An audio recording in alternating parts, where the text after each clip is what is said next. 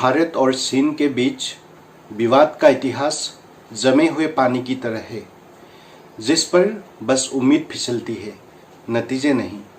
चीन ने 58 साल में चौथी बार भारत के साथ बड़ा विश्वासघात किया है। वजह फिर वही सीमा विवाद, जो 4056 किलोमीटर लंबी है और यह हिमालय रेंज में पश्चिम से पूरब की ओर जाती है। दुनिया में सबसे अधिक ऊंचाई पर स्थित है, जहां सबसे मुश्किल हालातों में सैनिक तैनात रहते हैं, जहां कई जगहों पर साल भर तापमान शून्य से नीचे रहता है। चाइनीज आर्मी ने 1975 में भी उत्तर पूर्व भारत के अरुणाचल के पास एक भारतीय सेना के पेट्रोलिंग टीम के ऊपर धोखे से आक्रमण कर दी थी।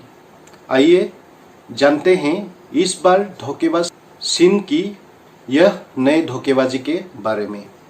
दोनों देशों की सेनाएं पिछले महीने की शुरुआत से ही लद्दाख में आमने सामने हैं।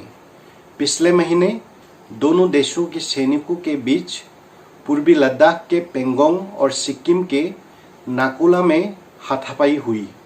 इससे पहले भारत चीन सीमा पर 1975 में किसी सैनिक की एलएसी पर जान गई थी। पिछले दिनों के हाथापाई के बाद 6 जून को आयोजित दोनों देशों के वरिष्ठ सैन्य कमांडरों की बैठक के बाद वास्तविक नियंत्रण रेखा दैट इज LAC में शांति और स्थिरता फिर से कायम करने का समझौता हुआ था।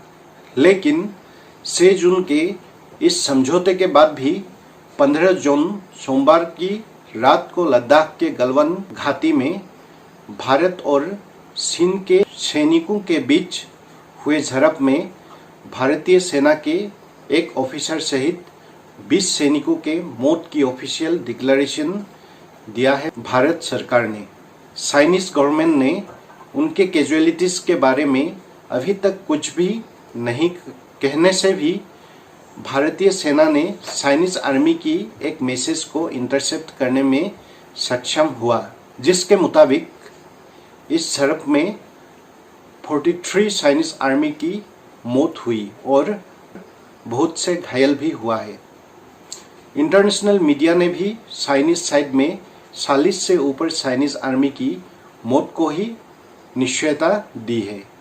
लेकिन इंटरनेशनल न्यूज एजेंसी IANS और इंटेलिजेंस एजेंसियों से मिला है चाइना के धोखाधड़ी का एक शर्मनाक दावा। इस दावे के मुताबिक चाइनीज आर्मी ने गलवान वैली में झड़प शुरू होने से पहले ही चोरी से थर्मल इमेजिंग ड्रोन के जरिए भारत की सेना की संख्या माप ली और इसके मुताबिक घटनास्थल में व्यापक संख्या में हथियारों के साथ चाइनीज आर्मी भेजकर सुपरिकल्पित आक्रमण को झड़प के रूप देने का कोशिश की थी। चाइना के इस प्री प्लान्ड झड़प में हथियारों से लैस चाइनीज आर्मी के संख्या ज्यादा होने के बावजूद भी भारतीय सेना ने बड़ी बहादुरी से हथियारों के बिना ही 43 शत्रु सेना को मारने में सक्षम हुए। आइए जानते हैं पूरी स्टोरी। इसी महीने के 6 जून में दोनों देशों के सेनाओं के बीच समझौता हुआ था कि LAC में फिर से शांति और स्थिरता कायम की जाएगी। इसी के कारण भारतीय सेना ने LAC line of actual control cross करके गलवान वैली के जिन जगहों में चाइनीज आर्मी ने बलपूर्वक कब्जा की कोशिश की थी, वहां की परिस्थिति सामान्य हुआ कि नहीं, इसकी इंस्पेक्शन शुरू किया था। गलवान वैली के पेट्रोलिंग पॉइंट 14 के सुरक्षा के दायित्व दिया गया था 16 बिहार रेजिमेंट को। 15 जून के शाम को 16 बिहार रेजिमेंट के कर्नल संतोष बाबू अपने सेना टोकरी को लेकर उस पॉइंट से वादे के मुताबिक चाइनीज आर्मी हटा कि नहीं चेक करने के लिए गए थे। लेकिन दूसरी तरफ चाइनीज PLA आर्मी ने अपने धोखेबाजी चरित्र के मुताबिक उस इलाके में पहले से ही थर्मल इमेजिंग ड्रोन से नज़र रखे हुए थे। जब चाइनीज आर्मी संतोष बाबू के टीम को पेट्रोलिंग करते हुए ट्रेस करने में सक्षम हुए तो चाइनीज आर्मी ने खुद का सैन्य संख्या संतोष बाबू के टीम से 5 गुना बढ़ा ली और सुपरिकल्पित तरीके से हथियारों के साथ भारतीय पेट्रोलिंग टीम के आगे आया और भारतीय सेना के टोकरी के ऊपर हमला कर दी। दोनों देश के बीच हस्ताक्षरित एग्रीमेंट के तहत सेनाओं के पेट्रोलिंग में LAC के पास दोनों देश के सेना हथियार लेकर नहीं जाता। उस दिन भी भारतीय सेना एग्रीमेंट को सम्मान करते हुए अपने साथ हथियार लेकर नहीं गया था। इसी का फायदा उठाते हुए चाइनीज आर्मी ने कुछ भारतीय जवानों को आखिरी सांस तक टॉर्चर किया। रिपोर्ट के मुताबिक चीन के सैनिक भारतीय जवानों पर जंगलियों की तरह टूट पड़े।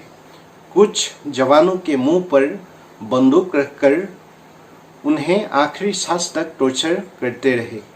चीन के सैनिकों ने सभी तरह के हथियार इस्तेमाल किए। दूसरी ओर भारतीय जवान हथियारों का इस्तेमाल नहीं करना चाहते थे, फिर भी वे बहादुरी से लड़ते हुए हालात संभालने की कोशिश करते रहे। दोनों के बीच सोमवार 4 बजे से रात 12 बजे तक यानी 8 घंटे तक झड़प होती रही। इस झड़प में भारत के जाबाज इंडियन आर्मी ऑफिसर संतोष बाबू के साथ टोटल 20 जवान शहीद हो गए, 135 जख्मी हुए। इनमें 4 की हालत गंभीर है।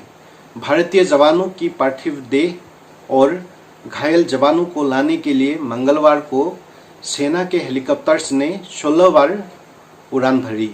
एक बार और चाइना की धोखेबाज चरित्र का उजागर हुआ विश्व के आगे।